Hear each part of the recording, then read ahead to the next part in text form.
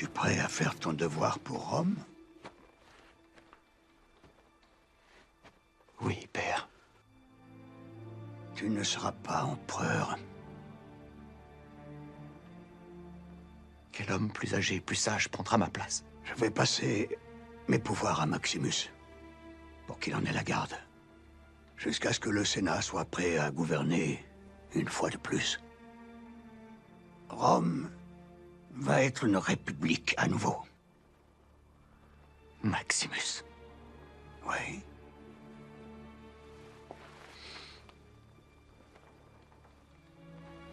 Ma décision te déçoit? Tu m'as écrit autrefois. Quelles sont les 4 vertus majeures? Sagesse, justice, force morale et tempérance. Quand j'ai lu cette liste, j'ai su que je n'en avais aucune. Mais j'ai d'autres vertus, père. L'ambition, qui est bien une vertu lorsqu'elle conduit à exceller. L'ingéniosité, le courage. Peut-être pas sur les champs de bataille, mais il y a plusieurs formes de courage. Le dévouement à ma famille et à toi. Mais aucune de mes vertus n'était sur ta liste. Et même là, tu te comportais comme si tu ne voulais pas de moi pour fils. Oh, Commode. Tu vas trop loin. J'ai cherché sur les visages des dieux les moyens de te plaire, de te rendre fier. Un seul mot d'ordre, une seule étreinte, où tu m'aurais pressé contre ton cœur et serré très fort, aurait été comme un soleil dans mon cœur pour des siècles et des siècles. Et qu'est-ce qu'il y a en moi que tu aies tant? Commode. Tout ce que j'ai voulu, c'est vivre selon tes vœux. César. Père. Commode.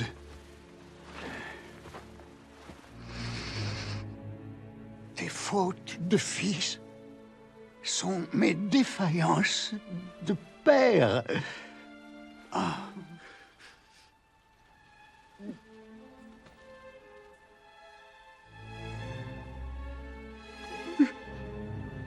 Viens.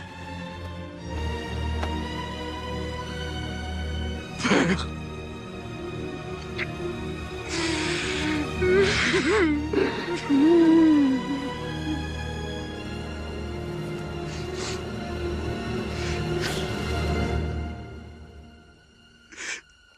J'aurais massacré le monde entier. Si seulement tu m'avais aimé.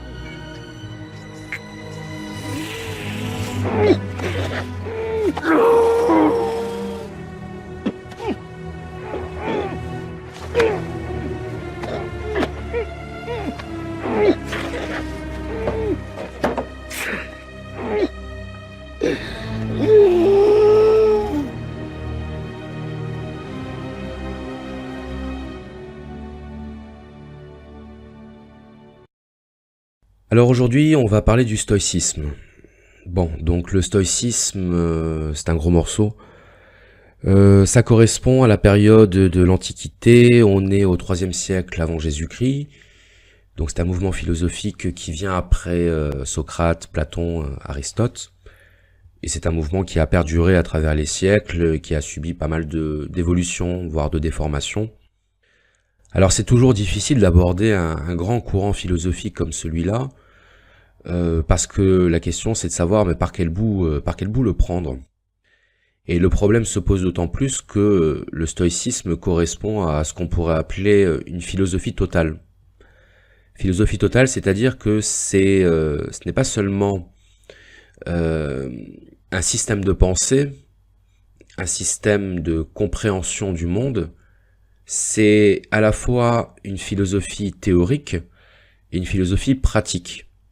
C'est une philosophie qui est tournée à la fois vers la compréhension mais aussi vers l'action dans le monde et qui est donc destinée à l'individu. Alors on va partir de quelques citations, je donnerai des citations de mémoire hein, parce que je n'ai pas préparé là cette vidéo. Je préfère improviser, donner des pistes et puis ensuite chacun prend ce qu'il a envie de prendre et poursuit ses recherches. Alors je vais partir d'une première citation à laquelle on fait souvent référence pour résumer le stoïcisme, qui est de dire il y a ce qui dépend de nous, il y a ce qui ne dépend pas de nous. Donc la vision stoïcienne du monde, elle est déjà basée sur une première séparation, une séparation dont on doit prendre conscience pour comprendre nos limites en tant qu'être humain et nos limites en tant qu'individu. Il y a des choses qui dépendent de nous. Par exemple, il dépend de moi de travailler pour réussir. Il dépend de moi de rechercher la vérité. Il dépend de moi de bien agir. Il ne dépend pas de moi d'être grand, fort, puissant. Il ne dépend pas de moi d'être beau. Il ne dépend pas de moi de naître à tel ou tel endroit. Donc on arrive assez bien à comprendre en fait ce que nous disent les stoïciens. Il y a ce dont on hérite et il y a ce qu'on construit par soi-même. Évidemment, on pourra toujours répondre que cette limite est assez floue. Par exemple, les stoïciens disent qu'il ne dépend pas de nous d'être riches. Or, on peut faire remarquer que si, il dépend de nous d'être riches, c'est-à-dire que si je dirige mon action vers la réussite matérielle, financière, j'ai plus de chances d'être riche que si je ne fais rien. Donc en ce sens, on pourra toujours trouver des points de détail sur lesquels cette division entre ce qui dépend de nous et ce qui ne dépend pas de nous est discutable, mais dans les grandes lignes, encore une fois, on comprend ce que ça veut dire. Prendre conscience de cette distinction entre ce qui dépend de nous et ce qui ne dépend pas de nous, en fait, pour les stoïciens, c'est juste un premier pas. C'est le premier pas vers la conscience que nous ne sommes pas en capacité de tout faire et que nous sommes fondamentalement limités. Donc, de ce point de vue-là, la philosophie stoïcienne, c'est un appel à l'humilité. L'humilité qui n'est rien d'autre que la reconnaissance de notre impuissance, de notre finitude. On peut le dire de manière inversée. Si j'ai des souhaits ou des désirs ou des ambitions totalement démesurées, d'une manière ou d'une autre, je vais être confronté à mes limites. Je ne vais pas pouvoir accéder à tout ce que je souhaite. Et lorsque je rencontrerai des obstacles à mes désirs, le problème c'est que je risque d'être malheureux.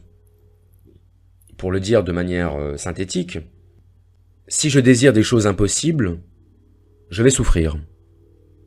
Je vais souffrir parce que je vais m'en rendre compte que, par définition, ce qui est impossible ne m'est pas accessible.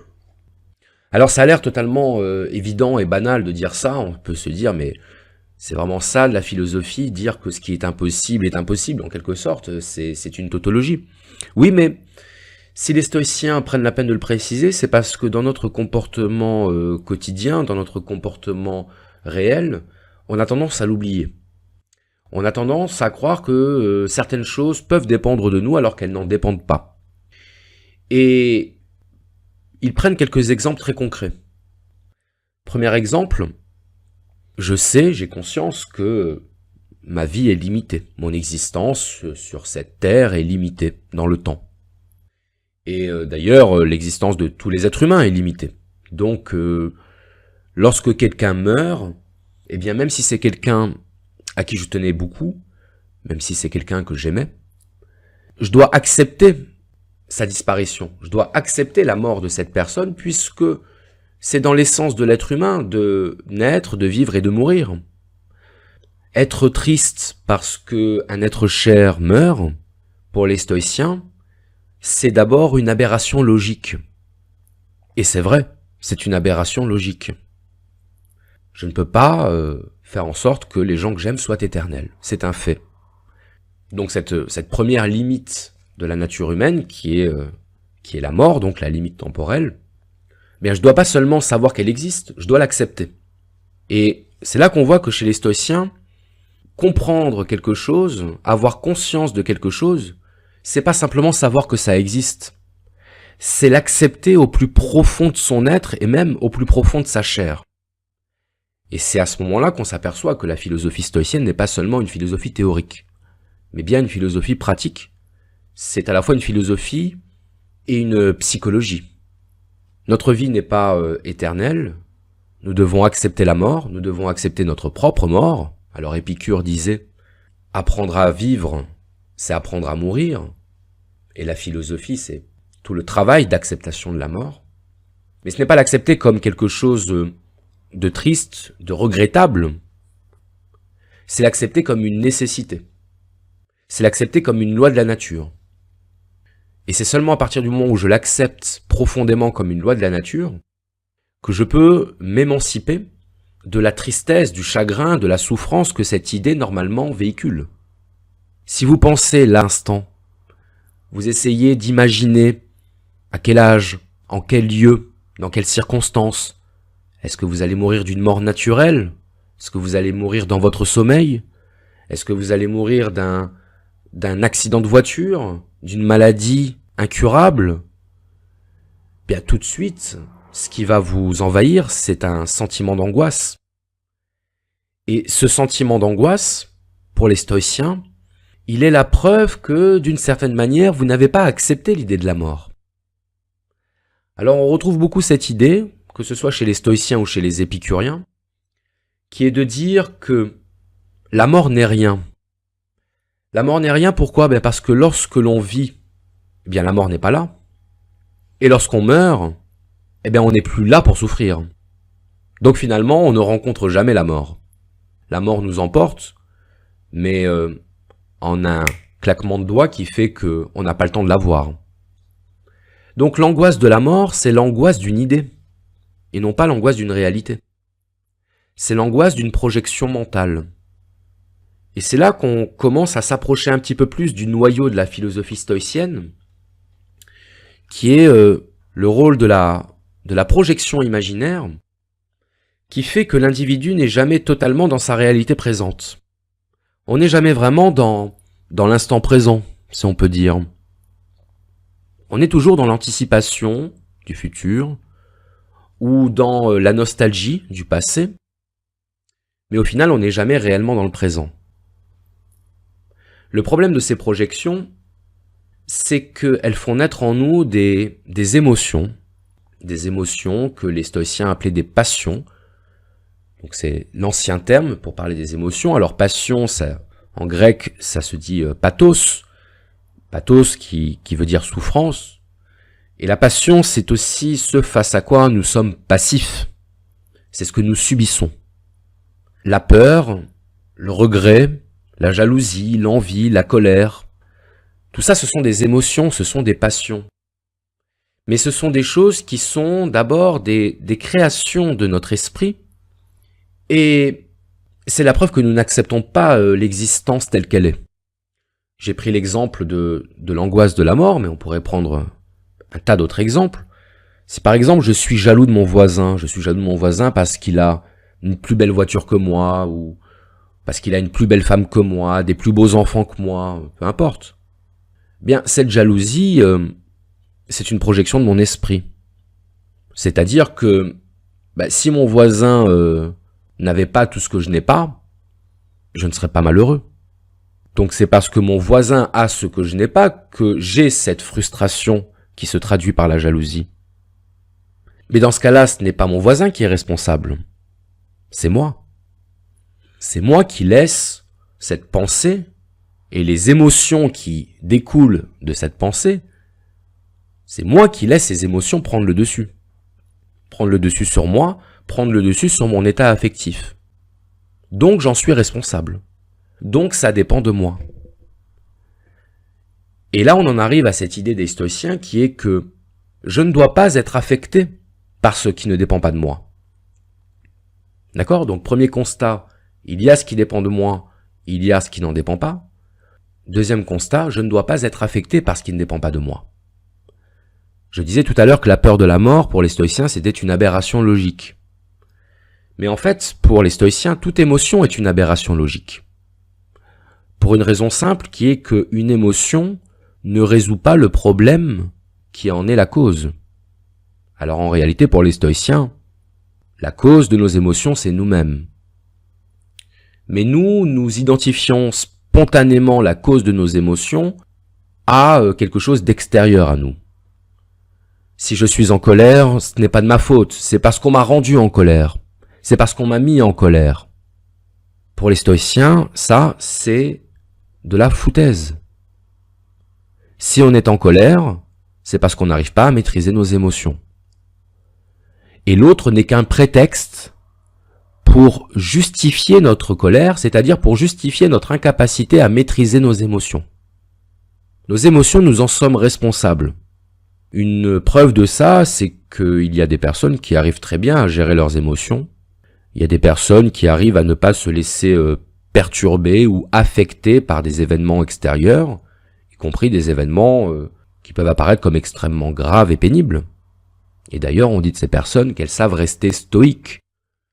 Stoïque, dans le langage courant, ça signifie impassible. Impassible, sans passion. C'est une forme d'indifférence, mais qui n'est pas une indifférence, disons, liée à une absence de conscience. Au contraire. C'est une indifférence maîtrisée, c'est une indifférence assumée, puisqu'elle correspond à la conscience qu'il y a certaines choses qui ne dépendent pas de nous. Et les stoïciens nous disent, pourquoi être affecté de ce qui ne dépend pas de toi? Ça ne résoudra pas le problème. La colère ne va pas faire disparaître les raisons de la colère. La jalousie ne va pas faire disparaître les raisons de la jalousie. Pour les stoïciens, les émotions, c'est un petit peu la chaleur que produit une énergie que nous n'arrivons pas à canaliser. Alors on a besoin d'extérioriser cette énergie par une émotion. Mais ça ne résout pas le problème. Si je me cogne le genou contre le coin de ma table basse, j'aurais beau insulter ma table basse ou lui taper dessus, ça ne va pas faire disparaître ma douleur. Quoique, ça va me permettre de dépenser l'énergie qui est due à ma douleur et à la colère qui résulte de cette douleur. Si je regarde une émission télé avec pour invité principal BHL, j'aurais beau l'insulter et jeter ma télécommande à travers ma télé, ça ne résoudra rien. Donc ce que nous disent les stoïciens, c'est que il ne sert à rien d'être dans l'émotion et que à travers nos émotions, en réalité, on masque notre incapacité à accepter le monde tel qu'il est. C'est pour ça qu'une autre des citations des stoïciens, c'est de dire « Ne cherche pas à changer la réalité, mais à changer le point de vue que tu as sur la réalité. » Alors là, évidemment, on va se dire « Mais qu'est-ce que c'est que cette philosophie qui est finalement une philosophie de la soumission, une philosophie de la passivité ?» C'est légitime de se dire ça. Si j'accepte tout, c'est une forme de renoncement. Ça revient à dire... Je dois accepter les injustices, je dois accepter par exemple que l'on puisse me mentir, que l'on puisse me voler, que l'on puisse me tromper. Je dois accepter l'immoralité de mon voisin, parce que les stoïciens me disent que si je n'accepte pas, je suis dans la folie. Oui et non. N'oubliez pas que les stoïciens font la différence entre ce qui dépend de moi et ce qui ne dépend pas de moi. Il y a des choses sur lesquelles je peux avoir un contrôle. Et les stoïciens nous disent bien, donne-moi la force de changer ce qui peut l'être. Donc la première difficulté, c'est de savoir qu'est-ce qui peut être changé et d'agir à mon niveau sur ce qui peut être changé. Mais je ne dois pas avoir des prétentions qui sont au-delà de mes moyens. Je ne dois pas penser que je suis capable de révolutionner le monde tout seul avec mes petits bras. Je dois accepter que seuls les changements que je peux apporter, les transformations que je peux opérer sur le monde, elles seront à l'image de mes capacités. C'est-à-dire pas grand-chose. Relativement au monde, pas grand-chose. Mais j'ai le choix entre faire ce que je peux faire et laisser tomber en disant « après tout, ça sert à rien ». J'ai le choix. Je peux accepter de renoncer et de me dire « à quoi bon ?»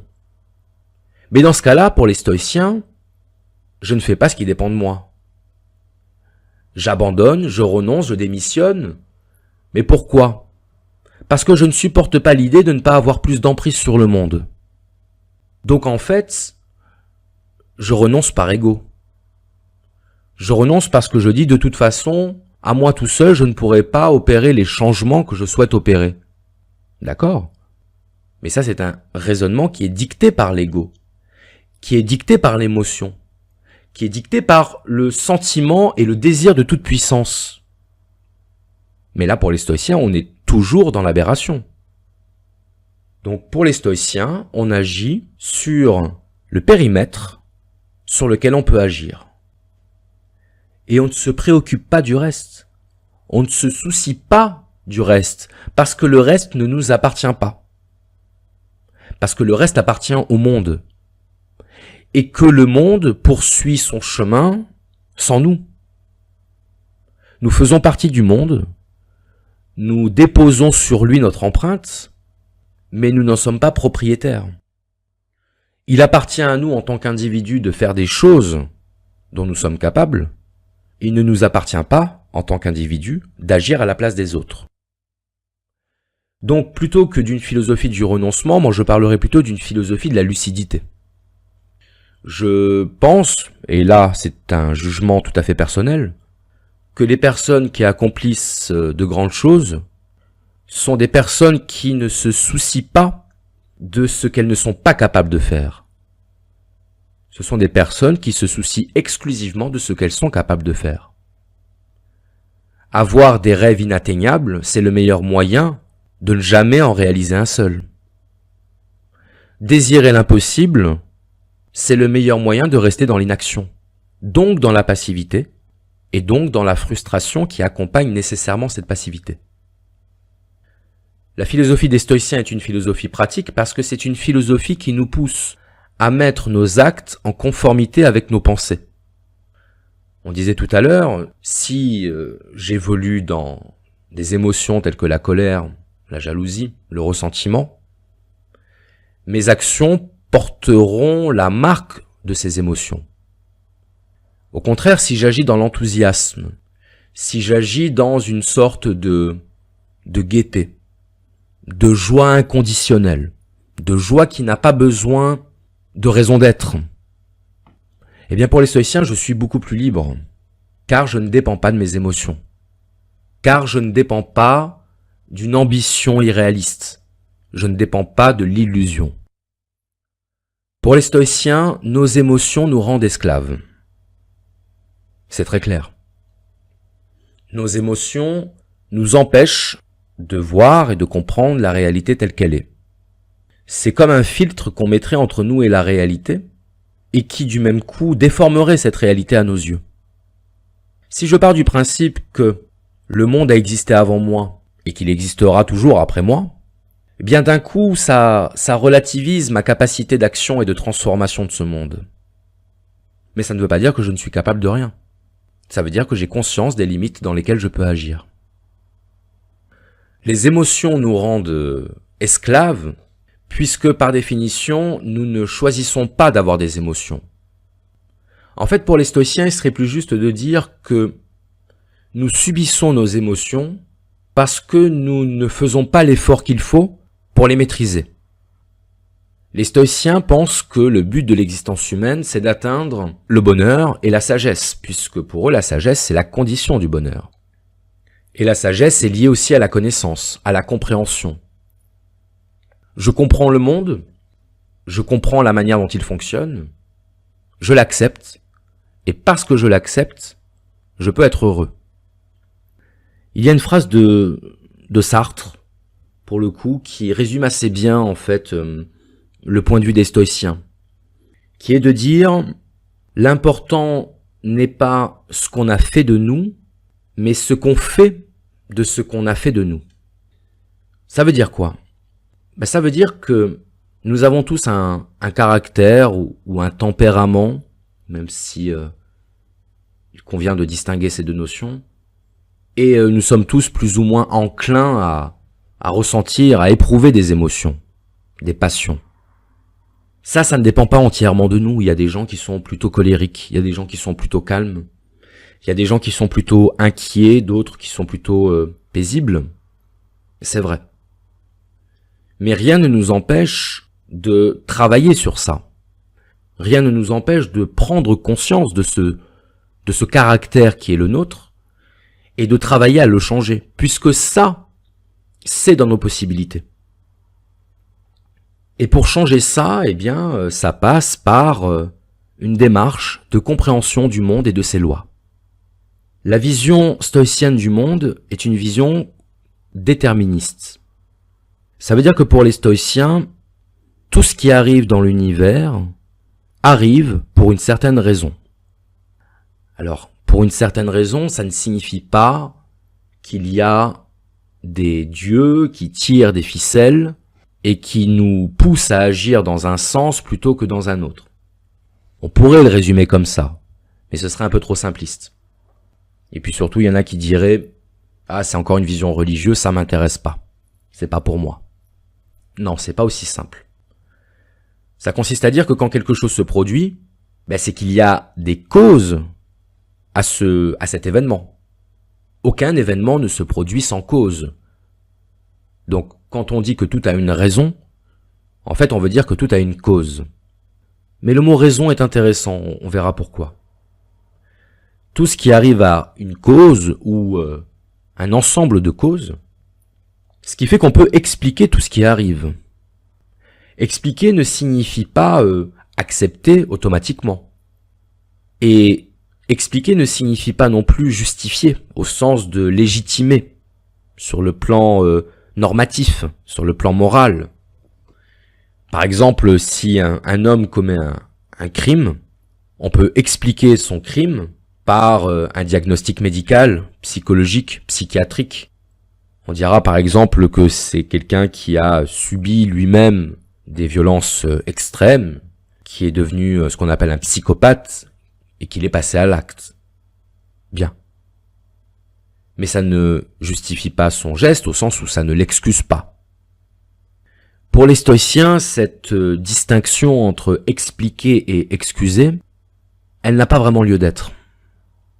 Quand je dis qu'elle n'a pas lieu d'être, évidemment qu'elle a lieu d'être dans le cadre social. Mais elle n'a pas lieu d'être au sens où si une chose arrive, c'est que de toute façon, elle avait des raisons d'arriver. C'est que de toute façon, elle a des causes, puisque rien n'arrive sans cause. Tout ce qui arrive est un effet de cause qui le précède. Donc, si on était capable, du point de vue de notre connaissance, d'identifier toutes les causes de ce qui arrive, eh bien on s'apercevrait qu'en fait, tout est normal. Et je devrais dire, plutôt que tout est normal, c'est un terme qui prête toujours à polémique, tout est logique, tout est rationnel, tout est rationnel. La raison englobe tout ce qu'il est possible de comprendre. Et si quelque chose se produit, c'est que cette chose avait des causes, et ces causes sont compréhensibles. Je ne dis pas que nous sommes capables d'identifier toutes les causes de ce qui arrive. Mais on est capable de savoir que ces causes existent. Je vais prendre l'exemple de la coïncidence, la fameuse coïncidence. Vous rencontrez quelqu'un, ça faisait un petit moment que vous l'aviez pas vu, et vous le rencontrez dans un contexte totalement improbable. C'est pas possible qu'on se rencontre ici, là, maintenant. Quelle coïncidence! La coïncidence, ou plutôt le sentiment de la coïncidence extraordinaire, c'est quelque chose qu'on a tous déjà vécu, mais qui, pour les stoïciens, correspond seulement à notre point de vue individuel. Et si on voulait être un peu méchant, on dirait qu'il correspond à notre point de vue d'ignorant. D'ignorant parce qu'en fait, nous sommes surpris de quelque chose quand nous n'en connaissons pas les causes. C'est ça, en fait, la surprise. On ignore les causes. Mais si on avait connu les causes de l'événement avant que cet événement se produise, on aurait été capable de l'anticiper, on aurait été capable de le prédire comme étant la conséquence logique, rationnelle, nécessaire de ces causes. Je vais prendre une image. Imaginez que vous êtes dans le ciel et que vous avez vu sur une ville, vous voyez toutes les rues entre les immeubles, et donc vous voyez toutes les personnes qui s'y déplacent. Et donc vous êtes capable de voir à quel moment deux personnes vont se croiser à un angle de rue, parce que vous avez le point de vue omniscient, vous êtes au-dessus, et donc vous voyez la rencontre avant que la rencontre n'ait lieu. Pour vous, rien n'est surprenant. Mais pour les individus qui se rencontrent et qui se rentrent dedans au coin de la rue, c'est extraordinaire. Donc on est dans une question de point de vue en fait. La surprise, l'étonnement, la coïncidence, le sentiment de coïncidence, c'est un sentiment qui est propre à l'individu. Mais si l'individu était capable de s'élever du point de vue rationnel, c'est-à-dire du point de vue objectif, du point de vue omniscient, eh bien en fait il ne serait pas surpris, il s'y attendrait. Pour les stoïciens, rien de ce qui arrive n'est étonnant. Parce qu'ils adoptent ce point de vue omniscient. Parce qu'ils savent que lorsque quelque chose se produit, c'est qu'il y avait des raisons que ça se produise. Et c'est ça le déterminisme. C'est le fait de se dire que tout ce qui arrive est l'effet nécessaire, c'est-à-dire fatal, de causes qui précèdent cet événement. Pour les stoïciens, l'univers est totalement rationnel. S'il est rationnel, il obéit aux lois de la logique, il est donc compréhensible dans sa totalité. Si le réel est rationnel, si le réel est logique, l'homme doit, dans la mesure du possible, se conformer à ce modèle de rationalité. L'homme, en tant que partie de l'univers, doit chercher à se comporter comme cet univers. Plus il se comportera comme l'univers, c'est-à-dire de manière rationnelle et logique, et moins il sera soumis à la souffrance, à la frustration, à la tristesse, bref, moins il sera soumis à ses émotions. Plus il se rapprochera de ce modèle de rationalité, et plus il sera libre, et plus il sera libre, plus il sera heureux.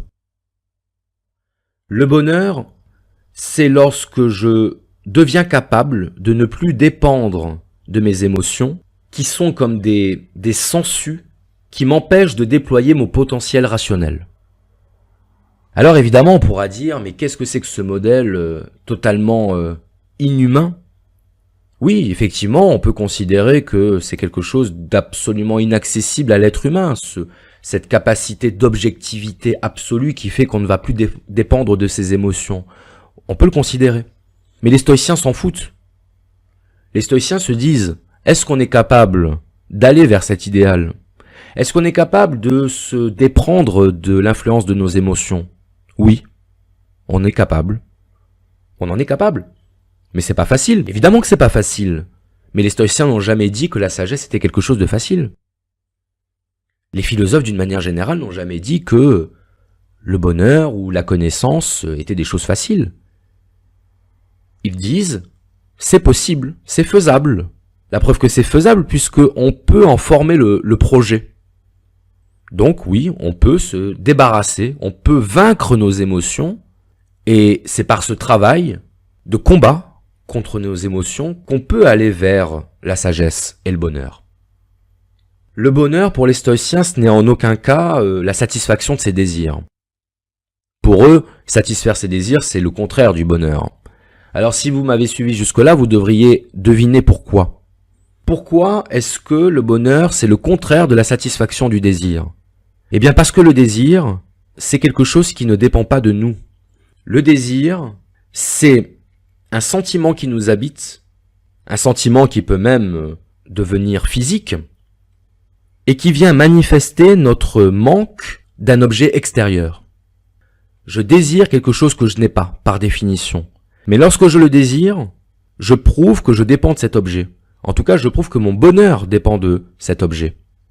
Et je vais spontanément associer mon bonheur à l'acquisition de l'objet que je désire. Ça, pour les stoïciens, c'est une illusion totale. Et d'ailleurs, je pense que chacun d'entre vous, vous pouvez en faire l'expérience. Si vous désirez quelque chose, vous avez envie d'une cigarette par exemple, comme moi en ce moment, ben vous allez fumer votre cigarette et puis quand vous l'aurez terminée, il va pas vous falloir longtemps avant d'avoir envie de la prochaine. Donc vous n'aurez pas tué votre désir, au sens où vous ne l'aurez pas satisfait. Donc la cigarette que je suis en train de fumer actuellement, elle ne me rend pas heureux. Elle comble un désir, elle comble un manque, mais qui ne manquera pas de ressurgir dans quelque temps. Donc le bonheur, c'est pas obtenir quelque chose qu'on désire. Le bonheur, c'est ne plus dépendre de ses désirs. Le bonheur, c'est ne plus désirer. Je désire quelque chose lorsque je suis en manque. Fatalement. Lorsque je ne suis plus en manque, lorsque je suis comblé, eh bien je ne désire plus.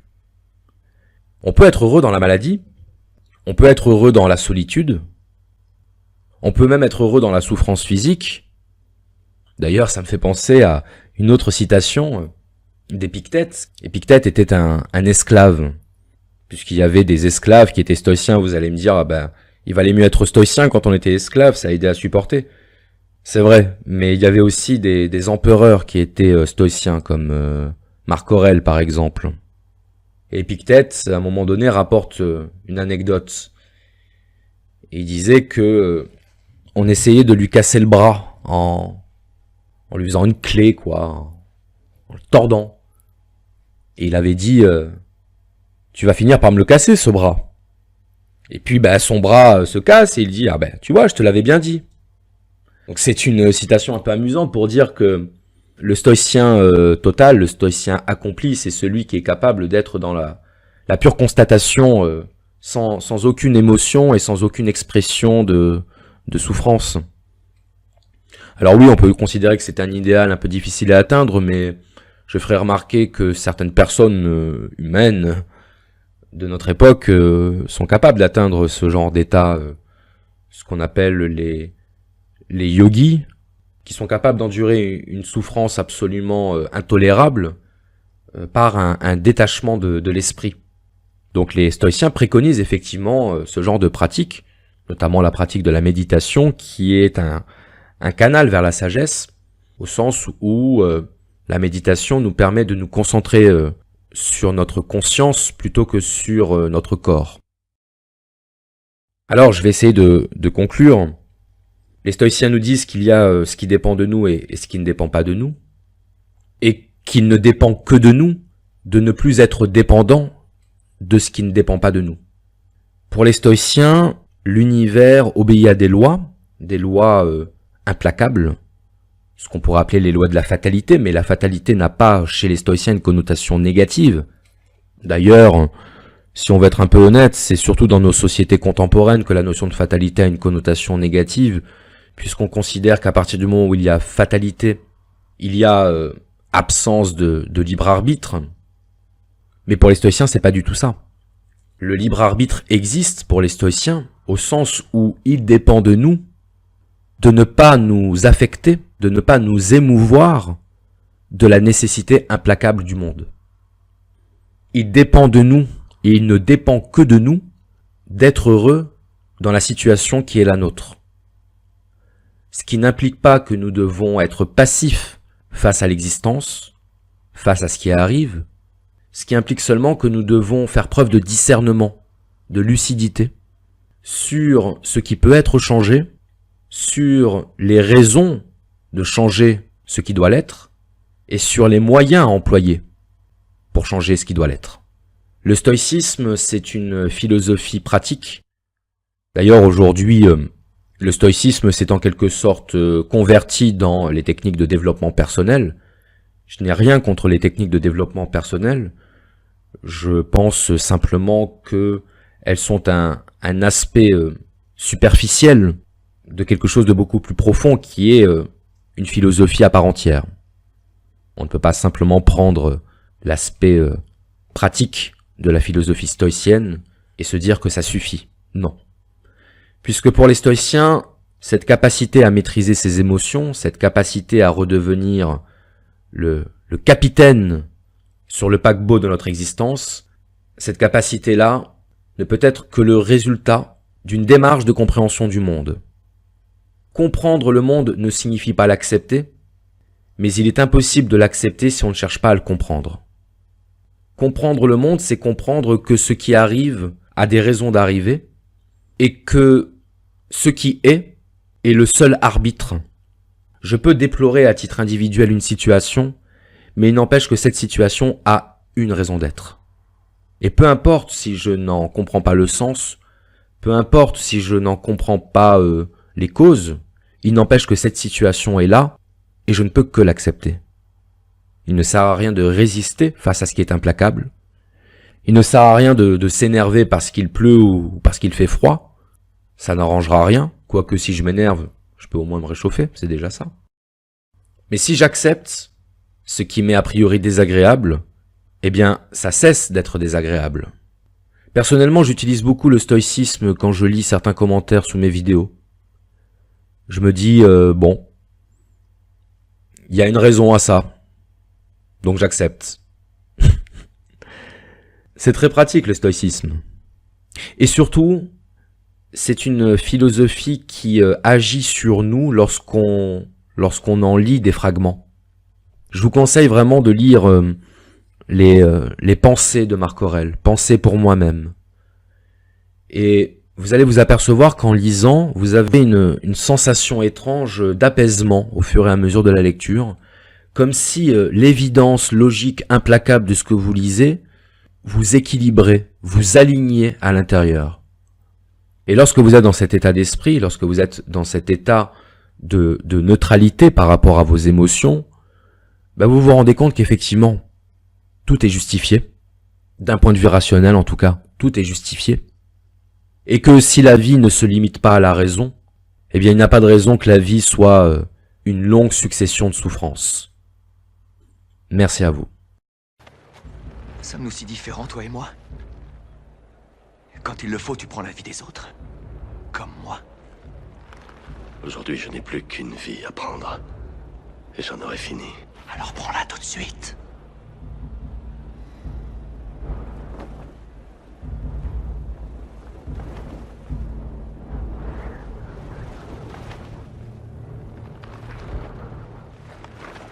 On m'a dit que ton fils a crié comme une fille quand on l'a cloué sur la croix.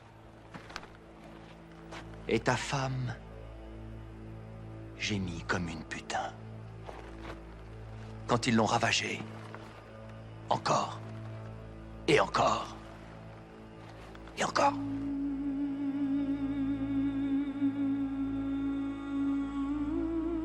Le temps de t'honorer touchera bientôt à sa fin.